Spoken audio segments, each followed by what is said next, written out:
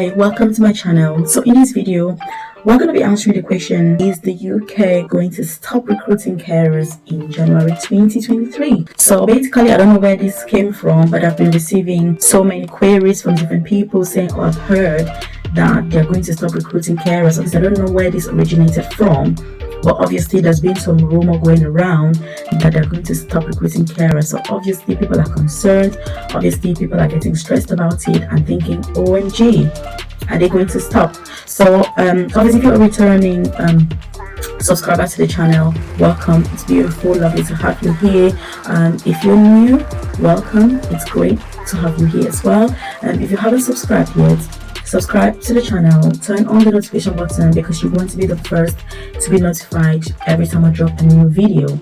And that's not even all, because if you check the link in the description box, you can actually join my email list so that when there's any updates about the UK, about visas, about career progression, then I can notify you directly to your email so that you're always informed of everything that is going on, and you don't miss out on opportunities. Because look, when things are announced in the UK, it's like it just takes that announcement and everything can change. So you want to make sure that you're informed. You want to make sure that you're up to date with those changes. You want to make sure you're not missing out opportunities, because if you are already in the UK, career progression is so important. If you're out of the UK, you need to have those updates so that you know what visa is available, what changes they're making, what are the requirements, have you got them, have you not. So that is what I actually deliver in that particular newsletter.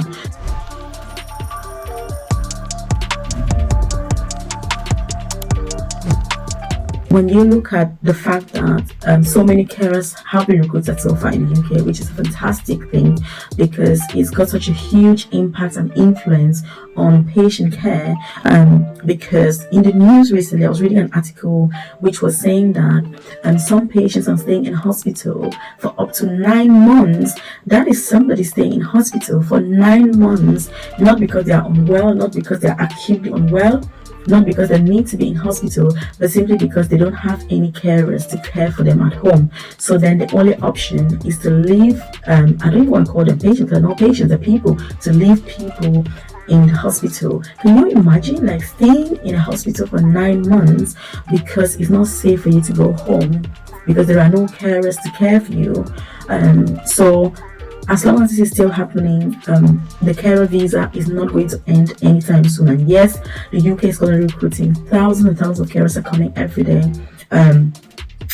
But there's no way it can end. And when we think about vacancies, obviously there are currently about 160,000 vacancies within health and social care. 160,000 vacancies. That is like a huge number. So you cannot have those number of vacancies and you stop something as vital as recruiting overseas staff to come to care for people here in the UK. And when you also consider the aging population, the fact that people who are over the age of 65, obviously these are majority of people who require care at home are over the age of 65. So with the aging population, the fact that so many people are over this age group, it means that the need for carers is only going to increase. And actually data shows that in the next 10 to 20 years, this number is likely going to double, because not only are people going to be living longer, but actually people are having fewer children now than they used to have in the past, and people are also having children later on in life. So all this, the low birth rate and the long life expectancy, all these things have a huge impact on the fact that there are many people at the age of 65 and they deserve quality care at that age. And the only way you can have those people is to recruit overseas. There are no people in the UK basically to do these jobs. Even those who are interested, you just don't have enough people. That is the reality of it. Even though I know sometimes, if you're looking for a job and you're struggling, you've sent in so many applications. I know people who are like nervous of sending over 1,000 applications. How come I'm not getting a job? If you're saying that they're actually recruiting, they are recruiting because there are thousands of people coming in. But the thing is that there's a lot of competition. The number of people who are obviously recruiting staff, there are so many people recruiting, but then it's also seeing whether they are able to provide that sponsorship. It's also seeing if you put one vacancy vacancy out and you have so many people apply because of the sponsorship part, obviously. Those are really some of the challenges right now, but it's to keep applying. And yes, it's not going to end anytime soon because of the need. The need is only going to increase. As we speak, there are people in hospital for months, which it's so heartbreaking, to think about what people are going through because they don't have enough carers. And obviously that's why this carer visa was introduced. That's why it was added to the shortage occupation list to enable recruitment of more overseas staff. So it's for you to keep on applying. Like I said, if you're having challenges getting a job, just make sure your CV is well optimized. Make sure you're using the right terminology that is expected from somebody who is caring and empathetic towards patients. Because again, there are certain words and certain terminology that isn't accepted or acceptable in the UK to use in healthcare or even outside of the healthcare system. So if you're in a country where that terminology is still used, it can be challenging to have a good CV and get shortlisted. So you do need to make sure that you're really thoughtful about what you're writing in your CV or personal statement. One of the things that I find is people adding photos to their CVs and personal statements. This is not really something that is acceptable. And when I've asked people, why are you doing this? The answer is that, oh look, I've actually got real experience. So this is a way of demonstrating that my experience is real. I'm actually working in healthcare. I'm not lying. No, it's actually unprofessional and it's something that deserves a sack. If you were in the UK and you did CV and you take photos of patients at work and you add it to those CVs, you rightfully deserve to be sacked for that. So you don't want to do that because it's something that is not allowed. It's not acceptable, it's unprofessional and should not be done. So in terms of the recruitment, yes, this is something that is going to be ongoing, and I'm going to go ahead and give you reasons again why this is not something that is going to end anytime soon, and why you should keep on applying for these jobs, and why you should keep on you should be persistent basically and keep consistency, because that is ultimately what is going to make all the difference to you. Right, so again with the career pathway, another reason why it's not going to end anytime soon is also the fact that despite the high numbers that are being recruited, that is how people are also leaving. So if you recruit 2 carers from overseas or from wherever you recruit them, if 2 other carers leave the profession, then you basically are back to square one. So that is also what is happening, because many carers are working in domiciliary care. That's the reality. So domiciliary care is where you're seeing patients and supporting them in their own homes. So if you're a carer, for example, you can have 20 patients to see in a day. This is just an example. Obviously, you may have more, you may have less, depending on where you're working and the care company you're working for. What these clients obviously need and what support they need and all of that. So because some patients would have care, you may be there for an hour, other patients you may be there for just 15 minutes. So there are so many factors that influence how many patients you're going to have in a particular day. But the reality of it is that so many people are leaving, and that is why obviously the need and the shortage only keeps on increasing despite the high numbers that are being recruited. And this may make you wonder and say, Melvis, everybody's going on about the fact that yes, you're going on about the fact that they're still recruiting. How come it's so difficult to get a job?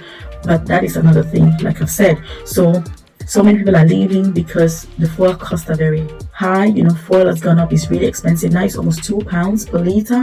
And what this means is that if you're a carer and you have to drive around to your patients' homes and houses, it can be really costly, paying for fuel. Because if you're paying for it yourself, which is usually the case, you can end up spending, if you spend, £50 per week on fuel, then in a whole month, that would have been £200. So if you're spending so much money to work, you may begin to realize that actually you're losing out a lot of money, depending on how many patients, again, you're able to see, depending on how far away the houses are from each other, depending on whether your employer is supporting you with that fuel allowance, depending on whether they're paying you back the money that you're investing in the fuel. So there are so many factors that influence this, and people find that if you're working for an employer where there's no reimbursement and you're having to travel really long distances, like in rural areas, if you're working as a carer in a rural area, you will find that You may have to drive really long distances between the homes,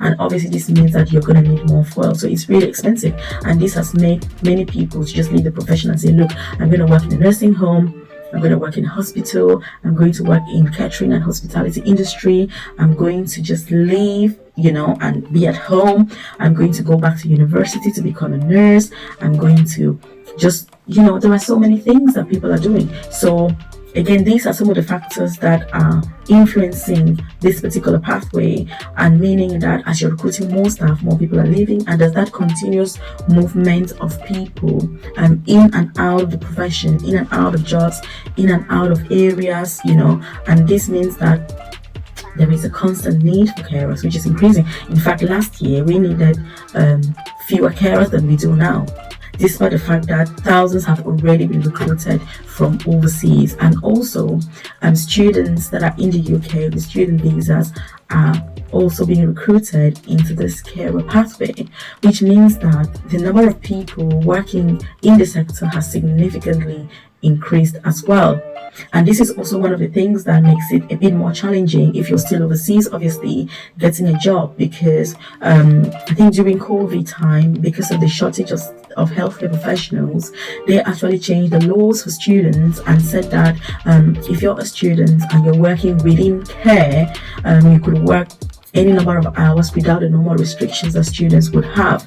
And also there is a pathway where students are also able to transition into a working visa, to get a carer visa from a student visa. It doesn't matter whether you're studying economics or finance or whatever course, you can transition and get a carer visa to remain in the UK. So obviously when you're on the student visa, your time on that visa doesn't get counted. But if you change and become a carer formally and change your visa, then that time counts towards you getting indefinite leave to remain, which is permanent residency in the UK. This has meant that so many students have been able to transition into care, which again, it's a fantastic thing, but this is not enough, because like I was saying, as people are coming in, people are leaving. It's like a bucket where you've got holes all over the bucket, and as you're pouring in oil, as you're pouring oil, it's leaking from underneath the bucket. You're pouring more is leaking, and it's just an endless cycle. And that is why a year on, despite recruiting thousands and thousands of carers from overseas as well as from within the UK, especially students, people who are on student visas, there's also the fact that people are just not staying in these professions. Also because they're very low paid. Care is a low paid job. You need to work so many hours to be able to have your return. So when you're transitioning sometimes into more senior positions, you find that it also improves the quality of life that you've got. It improves your earnings, it improves your mood, it improves your outcome. And this is something that obviously I support carers to do. If you're a carer and you're thinking of career progression, you're just not sure what to do, you feel stuck, you can get in contact with me, join my membership program, Nursing Career Bootcamp, and I'll be able to support you through the process to walk you through the different pathways that are available in the UK. It's not just nursing, there are other healthcare jobs or even non-healthcare related jobs. It just depends on what you want, but it's about exploring your skills. It's looking at your talent, it's looking at your experience, it's looking at your expectations, and just putting you through the right path. So speak up, don't feel that that's the end. If you're feeling demoralized, you're thinking, oh my goodness, what am I doing? It's not the end. Just get in touch. Join my email list. I'll always share those opportunities.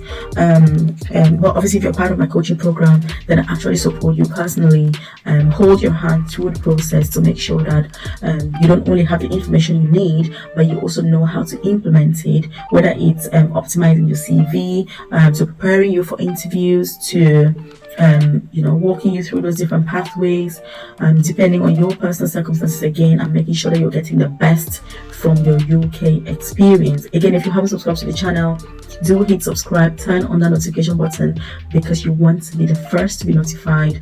And obviously the best thing is, if you join my email list, I'll send everything directly to your email. There's no better way than that, really. So it's just about keep striving. Yes, I can tell you 100% that the care visa is going to be going on for a while. Obviously, there's no date that the government has set because the government is ultimately in charge. They could turn today and say, oh, we're going to stop it. But obviously, it would not be a wise decision, because if you look at the fact that even the health secretary has said that in her agenda, she wants to get people from hospital back home. They're trying to get people to stay in their homes and not have to go to nursing homes or institutions. So keep applying if that's what you're trying to do.